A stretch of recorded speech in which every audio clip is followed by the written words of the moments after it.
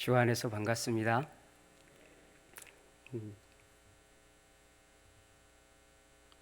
어렸을 때 다녔던 교회고 또 어른분들을 많이 얼굴을 익숙한지라 그간 이런저런 인사의 말씀 많이 드릴 수도 있겠지만 자제하고 아무쪼록 오늘 귀한 자리 세워주신 하나님께 감사드리며 담임 목사님과 장로님들 모든 성도님들에게 감사를 드립니다.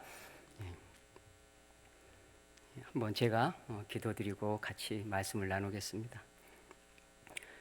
하나님 아버지 감사합니다. 이 밤에도 우리의 발걸음 인도해 주셔서 우리 하나님을 예배할 수 있는 심령들 되게 하시니 감사합니다.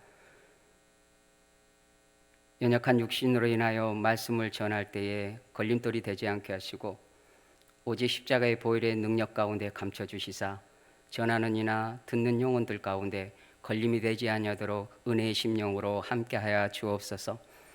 이 시간도 각 심령이 성령께서 다스려 주시고 온전히 하나님의 말씀만이 존귀히 드러날 수 있도록 함께해 주옵소서.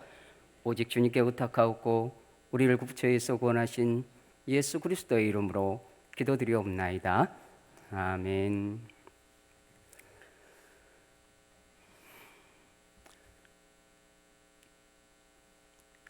오늘 우리는 하루를 이 모양 저 모양으로 하루를 보내셨습니다. 그런 하루 오늘과 내일이 또 겹겹이 쌓여서 인생이 되어집니다. 그 인생이라는 것이 사람이 살아가는 시간 속에서 경험되어지는 일들을 인생이라, 삶이라 이렇게 말을 합니다. 문득 인생 하니 너무 젊은 사람이 어른들 앞에서 그럴 수도 있겠지만 말씀 안에서 나눴으면 좋겠습니다.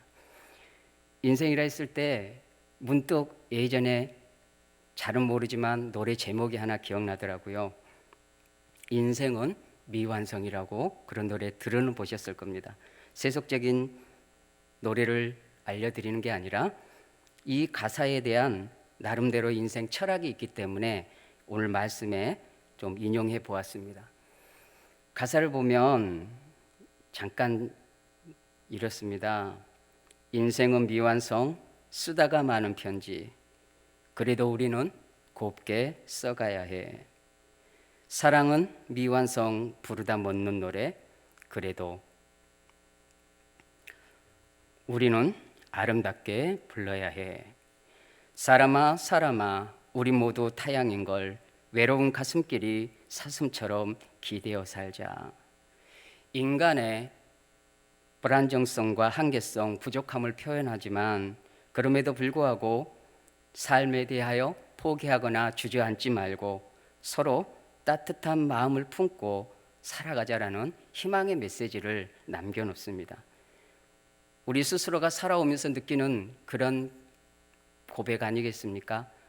잘 살고 싶고 성공하고 싶고 그러나 스스로가 세월이 갈수록 느끼는 것은 이루어 놓은 것이 없는 것 같고 미완성적인 부족한 인생임을 우리 모두가 고백하게 됩니다. 오늘 본문에서 그러한 한 인물이 나옵니다.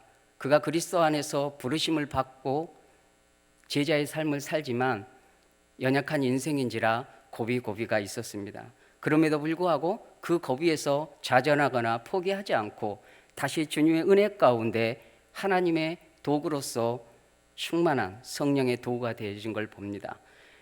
그 부분을 우리가 말씀 안에서 같이 나눠보고자 합니다. 오늘 1장 1절에서 3절에 보면 이렇게 말씀하고 있습니다. 베드로를 비롯해서 사도 몇몇이 붙잡혀서 옥에 갇히게 됩니다. 그냥 자연스러운 것이 아니라 심각한 위협을, 생명의 위협까지 느낍니다. 그 이유는, 붙잡힌 이유는 2절에 보니까 예수 안에 죽은 자의 부활이 있다고 백성을 가르치고 전함을 싫어하여서, 우리의 입장에서 보면 납득이 되지 않죠. 예수님을 증거했다고 옥에 갇히고 신문을 받고 생명의 위협을 받아야 하는 당시 시대적 상황이니까요. 1절에서 보면 사도들이 백성에게 말할 때에 제사장들과 성전 맡은 자와 사두개인들이라, 당시에 유대주의 종교적이나 정치적으로 사회적으로 기득권층이죠. 특별히 사두개인들은 예수님의 부활 같은 부활이 없다라고 부정한 집단이었으며 영원히 분멸한 것들을 인정하지 않았던 사두개인들입니다. 그래서 더욱이 예수 그리스도께서 죽으신 지 3일 만에 부활했다는 것을 강하게 거부했던 인물들입니다. 두 번째 옥에 갇힌 이유가 7절에 사도들을 가운데 세우고 묻되 너희가 무슨 권세와 누구의 이름으로 이 일을 행하였느냐. 이 말씀은 앞에 3장에서 성전 미문에 앉아서 나면서부터 걷지 못한 40년 된 그 병자가 베드로가 믿음의 고백으로 주 예수 이름으로 치유했을 때, 걷기도 하며 뛰기도 할 때에 성전에서 하나님을 찬양한 그 모습을 보고 그것 때문에 잡히고 옥에 갇히고 신문을 당하는 모습입니다. 오늘 이 본문을 통해서 먼저는 성도는 무엇으로 변화되는가? 우리가 다 그리스도 안에서 변화된 심령들이죠. 할렐루야. 그걸 경험한 분들이기 때문에 수요 예배 나오신 걸로 믿습니다. 베드로의 사역을 보면 하나님의 도구가 되어서 귀한 사역들의 열매가 맺습니다. 그가 설교했을 때에 유대인들이 3,000명씩 5,000명씩 회개하고 예루살렘의 초대교회의 대단한 초대교회 형성에 이바지한 인물입니다. 그가 주의 이름으로 선포할 때에 치유가 일어나고 회복이 일어나고 구원의 역사들이 날마다 더해져 간 것을 보게 됩니다. 그런 놀라운 일들을 하나님의 통해서 이루었던 베드로를 우리가 그 인물이 어떠한 인물인지 조금 더 앞에서 살펴보겠습니다. 베드로는 어떠한 인물인가? 시몬이라는 이름을 가졌고 주님께서 후에 게바라 이래 명해 줍니다. 게바라 하니까 헬라어로 반석, 주는 그리스도시요 살아계신 하나님의 아들이시니다. 이 고백 속에 이 반석 위에 내 교회를 세우리라 말씀하셨던 겁니다. 그래서 초대교회 당시에 베드로가 상당한 수제자로서 교회 형성하는 데 큰 인물이 되었고 그의 고백이 하나님께 영광 돌린 걸 봅니다. 그가 갈릴리 호숫가에서 고기를 잡던 어부였죠. 다 아시는 대로. 그리고 사도행전 4장 13절에 보면 그가 학문 없는 범인으로 알았다가 이상히 여겼다. 지금처럼 교육이 발달되지 않았던 더욱 그러한 시대였고 어부였기 때문에 아마 학교적인 정규교육을 받지 않았을 거로 봅니다. 그래서 범인은 조금 비하시키면 촌뜨기라는 뜻이 있습니다. 그리고 3년 동안 예수님과 동고동락하면서 예수님의 기사와 이적과 하나님의 나라에 대한 말씀을 직접적으로 전해들은 제자입니다. 그리고 예수님이 로마 군병에 잡히셨을 때에 칼을 빼내 말고의 길을 잘랐던, 나름대로 인간적으로 의리를 지키려고 했던 그런 모습도 보입니다. 그러나 결정적으로 예수님이 잡히시던 그 밤에 모닥불을 쬐고 있을 때 여종이 너도 그와 한 부류 아니냐, 그의 제자가 아니냐 했을 때 3번이나 연거푸 예수님을 부인하고 또 예수님 말씀하신 대로 닭 울기 전에 3번 부인합니다. 누가복음 22장 60절을 보면 베드로가 이르되 이 사람아 나는 내가 하는 말을 알지 못하노라. 아직 말하고 있을 때에 닭이 울더라. 주께서 돌이켜 베드로를 보시니, 예수님을 굳고 3번이나 강력하게 부인하는 베드로를 주께서 돌이켜 베드로를 보시니, 아마도 베드로에게 있어서는 주님의 눈빛을 마주쳤을 거라고 짐작해 볼 수도 있어요. 제3자적인 베드로의 입장이 아니라 우리 자신이 그 예수님을 부인하면서 저주하며 부인하면서 그러한 시점에 우리의 스승 되셨던 납비 스승 되신 예수님을 바라보며 마주했다면 그 심정이 어땠을까요? 그래서 밖에 나가 통곡하며 밖에 나가서 심히 통곡하였더라. 나름대로 베드로가 심히 가슴을 친 것을 보게 됩니다. 하나만 더 살펴보면 주님이 부활하신 이후에도 분명히 베드로는 예수님을 만났습니다. 그런데 그 이후에 베드로는 물고기 잡으러 가노라. 물고기 잡으러 가노라. 삶의 방향과 제자로서의 삶을 망각한 채 잃어버린 채 과거로 있었던 물고기 잡으러 가노라. 그 주변에 있었던 다른 제자들도 함께 물고기 잡으러 간 것을 봅니다. 이렇게 몇 가지만 이렇게 살펴보았을 때에 여기까지의 모습은 살펴본 대로 베드로는 절망자요, 좌절자요, 예수님의 제자로서는 실패자였습니다. 애처로운 모습까지 보여지는 그런 안타까운 모습이 있습니다. 그런데 오늘 본문의 8절부터는 그 이전 사도행전 1장 2장에서는 이미 베드로의 도에 달한 하나님의 도구의 역사가 드러나지만 오늘 본문 한 장에서 보면 8절을 중심으로 보면 이렇게 기록하고 있습니다. 이에 베드로가 성령이 충만하여, 베드로가 변화된 시점이 그의 표현이 성령이 충만하였다라고 표현합니다. 성령이 충만하였다. 베드로가 백성의 관리들과 장로들아, 만일 이 병자에게 행한 착한 일에 대하여 이 사람이 어떻게 구원을 받았느냐고 오늘 우리에게 질문한다면 그 이전에 도망 다녔던 좌절스러웠던 베드로가 보이지 않습니다. 오히려 당당하고 담대하고 확신 있게 그들을 신문하는 그들 앞에서 변론을 하고 있습니다.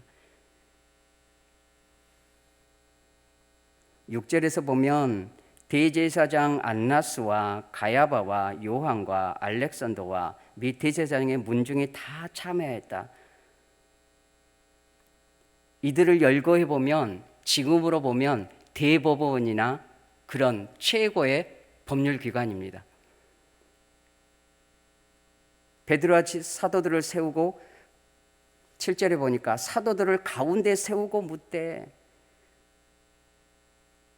제자들의 주변을 보니까 다 일이 된 거죠. 그들을 옥에 갖고 생명을 위협하는 그 무리들, 어떻게든 예수님과 같이 그들 또한 십자가에 못 박힐 이유를 찾아내려고 하는 그런 모습들입니다.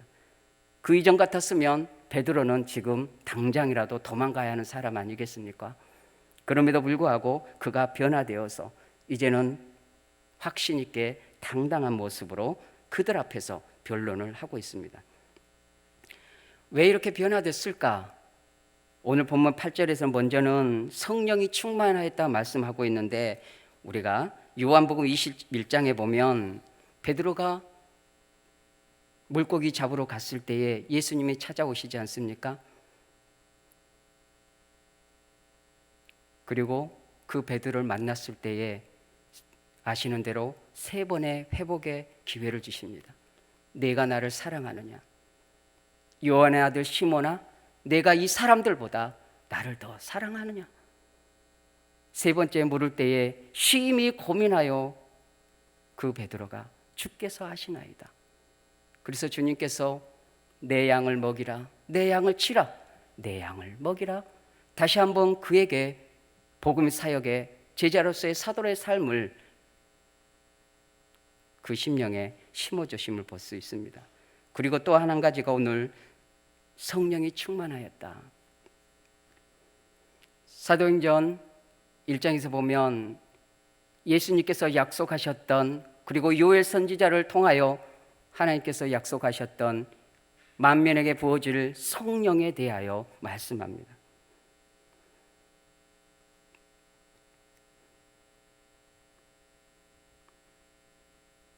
베드로가 성령이 충만하였다. 성령님은 하나님의 영이요, 그리스도의 영이요, 보혜사 성령이십니다. 보혜사라는 것은 대언자요, 변호사요, 중재자다. 성령의 사역 중에 성령께서 하시는 사역이 성부와 성자와 성령 하나님이 삼위 하나의 하나님이실 텐데, 성부께서는 모든 구속사역의 모든 계획들을 이루셨고, 성자 예수님께서는 아버지에게 순종하여 이 땅에 오셔서 십자가를 지심으로 구속의 대가의 어린 양이 희생제물이 되셨습니다. 그리고 이 시대를 성령님이 역사하시는데, 주 예수 그리스도의 죽으심에 대한 그 피 흘리심을 통하여 하나님께서 작정하시기로, 구원하시기로 작정한 영혼들을 시대에 따라 불러내십니다. 할렐루야. 그리고 말씀을 통하여 하나님의 역사를 이루어내십니다. 예수님께서도 생전에 제자들에게 당부를 했죠.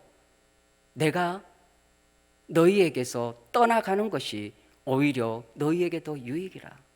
예수님께서는 육체 안에 있으셨기 때문에 시간과 공간의 제약이 있으시지만, 성령은 하나님의 영이심으로 시간과 공간을 초월하여서 하나님의 역사를 이끌어 가시는 분이시기 때문에, 영이시기 때문에 오히려 제자들에게나 오늘 이 시대의 신앙생활하는 우리에게도 크나큰 유익이신 줄 믿으시기 바랍니다.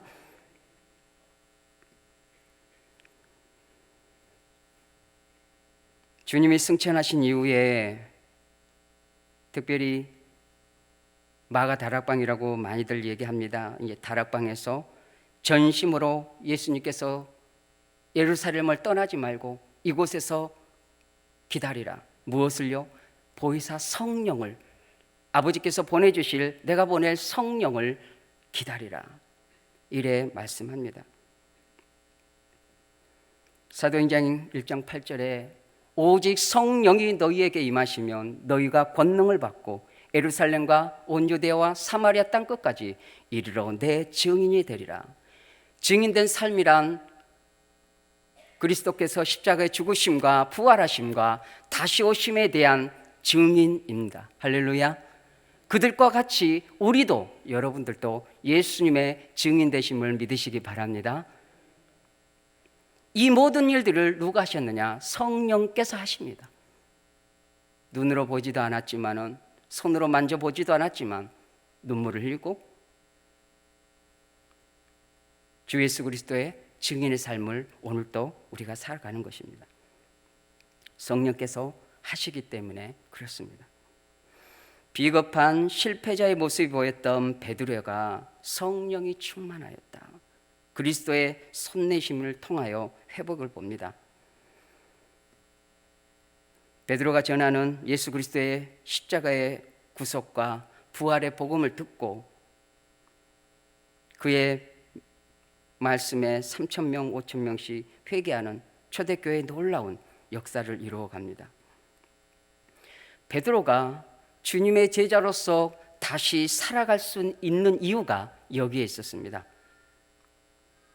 그가 실패자로 남을 수 있었지만은 주의 은혜 가운데 살아갈 이유를 다시 한번 방향을 잡았다는 것입니다. 그것이 곧 성령 충만한 은혜가 된 것입니다. 인간의 불완전함과 연약함, 두려움들을 뛰어넘어 설 수 있는 이유가 성령 충만이라. 베드로가 낙담하고 실패자의 자리에서 주저앉는 것이 아니라 다시 일어설 수 있는 이유, 하나님의 은혜요 성령 충만이었다.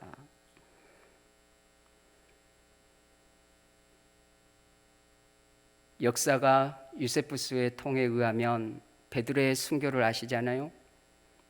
그가 십자가에 못 박혀 순교합니다.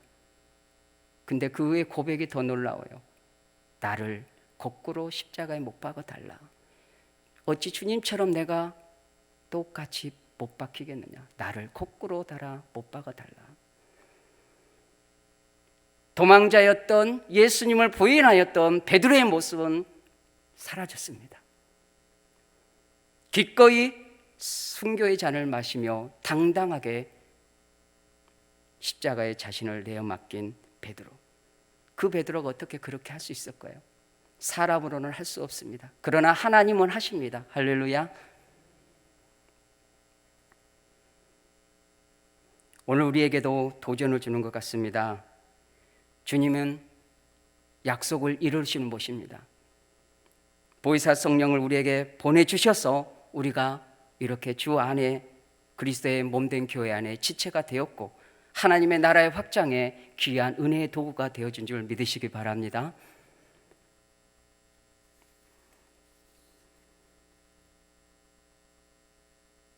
성령이 우리 안에 충만하도록 우리가 스스로 하나님 앞에서 지킴이 필요합니다. 우리가 성령 충만한 상태에서 예배드림과 헌신과 찬양과 기도와 전도와 섬김 이 모든 것들이 우리의 힘과 능이 아니라 여호와의 신으로 말미암아 성령으로 말미암아 그 힘으로 감당해낼 때에 열매가 있고 교회가 든든히 세워지고 하나님의 영광이 드러날 줄 믿습니다. 우리는 연약한 거로 성령이 소멸될 때가 많습니다. 인간의 욕망들과 인간의 쓴뿌리와 죄성이 얼마나 우리가 다툽니까? 그럼에도 불구하고 우리가 성령 충만 받기 위하여서 사도 베드로처럼 그와 같은 인물은 되지 못할지라도 우리 각자에게 주어진 그릇만큼 감당하기 위하여 성령 충만을 위하여 기도해야 됩니다. 사도행전 1장 14절에 여자들과 예수의 어머니 마리아와 예수의 아우들과 더불어 마음을 같이하여 오로지 기도에 힘쓰더라. 오로지 기도에 힘썼더라. 악한 부모라도 자식에게 좋은 것을 줄 줄 알거든 하물며 아버지께서 좋은 것을 너희에게 주시지 않겠느냐. 그 좋은 것이란 우리에게 좋은 물질적인 것도 있겠지만은 성령을 주시지 않겠느냐. 할렐루야.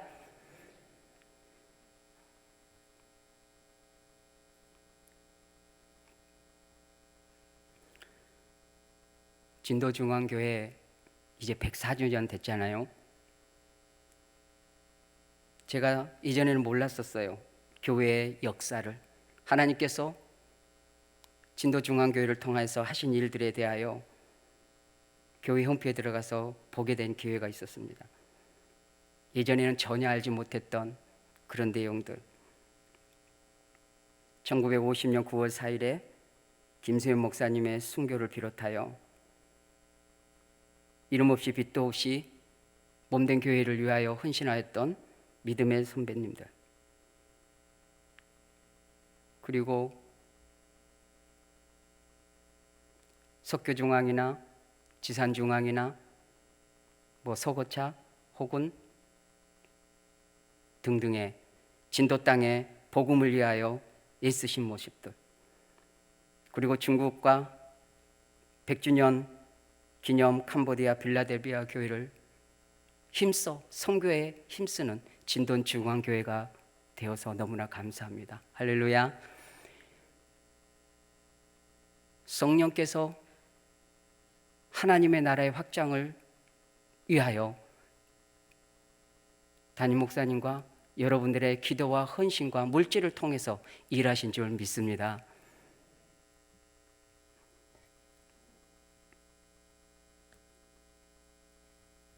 이제 한 가지를 또 살펴보겠습니다. 9절에 보면 이렇게 기록합니다. 만일 병자에게 행한 착한 일에 대하여 이 사람이 어떻게 구원을 받았느냐고 오늘 우리에게 질문한다면, 이 병자에게 행한 착한 일에 대하여, 저는 이 말씀을 묵상하면서 한 단어가 너무 들어왔어요. 여러분도 말씀을 보실 때 한 단어지만 그 단어에 멈출 때가 있을 겁니다. 저는 병자에서 멈췄었습니다. 만일 병자에게. 이 병자는 앞에 3장에서 나면서부터 걷지 못하는, 그것도 40년 된 병자였고, 스스로 생존할 수 없기 때문에 타인의 손에 의해 끌려가 성전 미문에서 구걸하던 그런 인물입니다. 제가 짐작컨대 그 구걸한 돈도 자기 입으로 들어가지 못했을 것 같아요. 그 연약한 병자에게 누가 호의를 베풀었겠습니까? 다 뜯어가지 않았을까요? 기록된 내용은 아니지만 사회 현상으로 보면 그럴 것 같아요. 이 병자의 마음을 들여다보면 그 기나긴 질병과 세월 속에 얼마나 자신의 인생을 비관했을까요? 때로는 얼마나 자신을 낳은 부모를 원망했을까요? 세상을 탓하며 결국에는 하나님을 원망하는 자리에까지 가지 않았을까요? 생을 마감하고 싶은 충동들이 하루에도 몇 번씩 있었을 것입니다. 현대사회를 살아가는 우리가 경험하는 세상살이가 그렇게 녹록지 않기 때문에 우리가 경험하는 스치는 생각들이 동일할 거라 생각됩니다. 그러나 오늘 보십시오. 이 병자의 기나긴 40년의 고통이 하나님이 주시는 복의 길이 되는 것을 보게 됩니다. 이 사람이 어떻게 구원을 받았느냐고 우리에게 질문한다면 그가 두 발로 땅을 딛고 일어서는 것도 놀라운 일입니다. 그러나 더 중요한 것은 주님이 원하심은 그의 치유뿐만 아니라 그의 영혼이 구원을 받았다는 것입니다. 할렐루야. 영혼 구원에 주님의 목적이 있는 것이죠.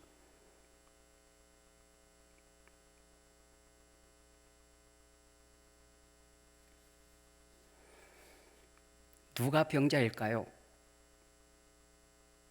병자가 누구인가? 확장해서 곰곰이 생각해 보면 문자적으로 1차적으로는 이 병자입니다. 그러나 좀 더 넓고 한 번 더 생각해 보면 이 병자에 머무르지 않고 오늘 인생을 살아가는 내가 주변에 그런 사람들이 참 많습니다. 낙심과 낙담과 실패에 좌절하고 씨름하고 있는 사람들, 상처 때문에 피의식 속에 분노의 장애로 좌절하고 있는 영혼들, 미래적 희망이 없어서 자포자기하고 있는 사람들, 방에서 꼼짝달짝하지 못하고 사회로 단절된 그러한 심령들. 우리나라가 OECD 국가국 중 자살률이 가장 높다고 그래요. 통계를 잠깐 검색해 보니까 2010년도에 15만 명, 아니 15,000명, 죄송합니다. 15,000명. 2020년에 13,000명. 조금은 줄었지만 30대부터 80대까지 국민 인구 대비 자살률이 가장 높은 걸 봅니다. 중독의 문제와 영적인 문제, 이 병자는 이 병자에서 멈추지 않고 오늘 우리 주변에 너무 많습니다. 한 번 더 보니까 그 병자가 저였습니다. 그리고 여러분이 아닐까요?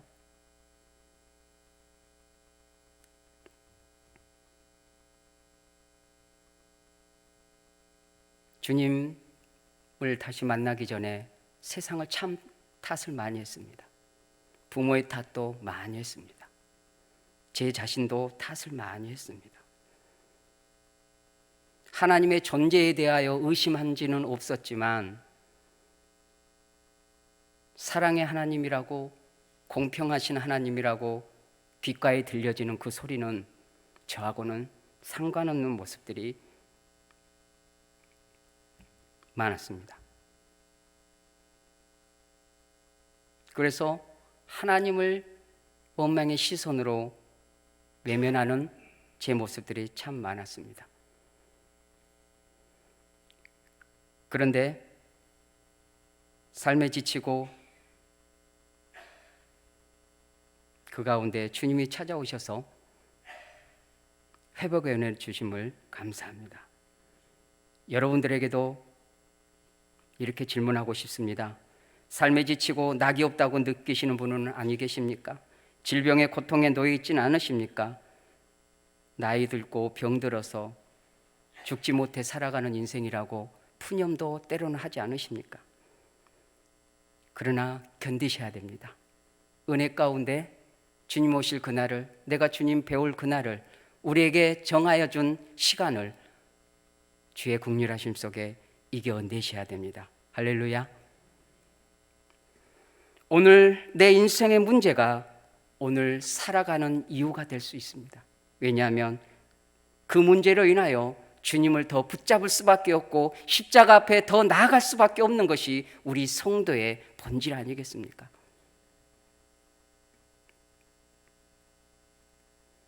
삶의 문제를 하나님께서 은혜를 구하는 복의 기회로 삼으시는 은혜가 있으시기를 간절히 원합니다.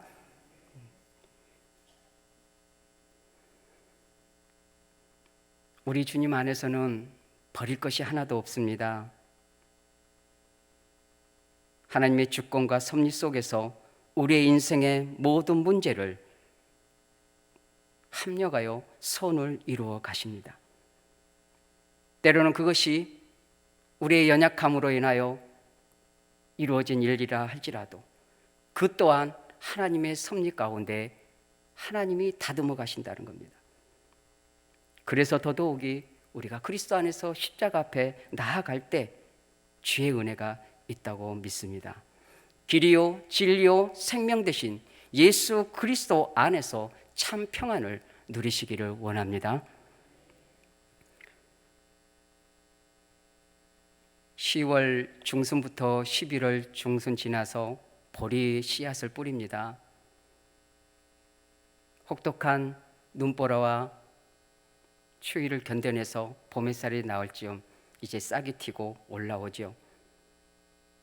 그런데 어렸을 때 저도 해봤고 그렇지만 그 보리가 올라오는데 어느 날 갑자기 밟는 거예요. 보리 입장에서 볼 땐 밟힘을 당한 거죠. 좀 살려고 나왔더니 밟아요. 그래서 꼬꾸라지죠. 허리가 휘는 거죠. 보리 밟기 이유는 겨울땅 안에 얼어서 땅이 부풀려져서 땅심이 부족하기 때문에 밟아줘야 뿌리도 든든히 서고 눌러지는 거죠. 그리고 웃자람을 방지하기 위해서 밟아준다고 합니다. 그리고 내한성을 통해서 더 좋은 품질의 보리를 낸다는 거죠. 추위를 견디는 힘, 내한성이라 합니다. 보리 입장에서 보면 납득이 안 돼요. 그 추운 겨울을 이겨냈더니 어느 날 주인이 아이들과 나와서 자신을 받는 거예요. 허리가 꺾이고 진물이 나고 고통이 너무 커요. 이 보리 입장에서는 납득이 안 돼요. 왜 이러는지. 그런데 후에 추수 때 좋은 곡식이 되어져 가는 자신을 하나님이 만들어 가십니다. 토기장이신 우리 하나님 아버지께서 우리를 이 모양 저 모양으로, 때로는 질병으로, 삶의 문제로, 거부할 수 없는 아픔 앞에 우리를 다듬어 가십니다. 자이든 타이든 우리의 연약함 때문이라 할지라도 우리 하나님은 우리의 아버지십니다. 그렇기 때문에 우리를 포기하지 않으시고 그리스도 예수 안에서 우리를 만들어 가십니다. 그리스도의 형상이 장성한 분량까지 자라도록 우리를 만져가십니다. 마지막으로 한 가지를 더 살펴보고 정리를 하겠습니다. 10절에 보면 너희와 모든 이스라엘 백성들은 알라. 너희가 십자가에 못 박고 하나님이 죽은 자 가운데서 살리신 나사렛 예수 그리스도의 이름으로 이 사람이 건강하게 되어 너희 앞에 섰느니라. 나사렛 예수 그리스도 이름으로 이 사람이 건강하게 되었다 말씀합니다. 12절에서도 다른 이로서는 구원받을 수 없나니 천하 사람 중에 구원을 받을 만한 다른 이름을 우리에게 주시니 없습니다. 우리는 심히도 연약합니다. 그러나 우리 예수 그리스도는 강하십니다. 우리는 불완전합니다. 그러나 예수 그리스도는 완전하십니다. 우리의 인생은 미완성적인 인생이지만 예수 그리스도 안에서 온전한 인생이 되어집니다. 우리는 죄인입니다. 그러나 예수 그리스도를 통하여 거룩한 의의 옷을 입었습니다. 우리는 율법을 이루지 못합니다. 그러나 예수 그리스도께서 율법을 완성하셨습니다. 십자가에서 다 이루었다 말씀하신 우리 주님이십니다. 우리는 죽습니다. 그러나 예수 그리스도의 부활의 첫 열매 되심이 그와 같이 우리도 부활할 것입니다. 우리는 스스로 구원에 이를 수 없습니다. 그러나 예수 그리스도 안에서 하나님은 구원을 이루십니다. 할렐루야. 다른 이로서는 구원을 받을 수 없나니 천하 사람 중에 구원을 받을 만한 다른 이름을 우리에게 주시지 않았습니다.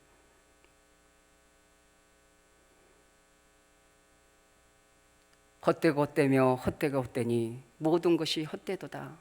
전도자의 고백처럼 우리 인생에 그리스도 말고는 헛된 것뿐입니다. 오늘 살아갈 수 있는 이유는 오직 예수 그리스도입니다. 기도하겠습니다. 하나님 아버지, 감사합니다.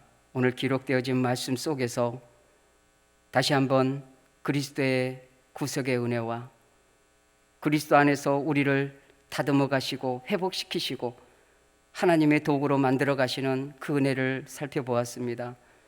말씀 가운데 그 기록되어진 말씀이 우리 안에 심겨지게 하시고 성령 충만함으로 기도하여 몸된 교회와 담임 목사님과 함께 하나님의 나라의 확장에 전심할 수 있도록 우리 하나님께서 인도하여 주시고 함께해 주옵소서. 감사드리오며 우리를 구원하신 예수 그리스도의 이름으로 기도드리옵나이다. 아멘.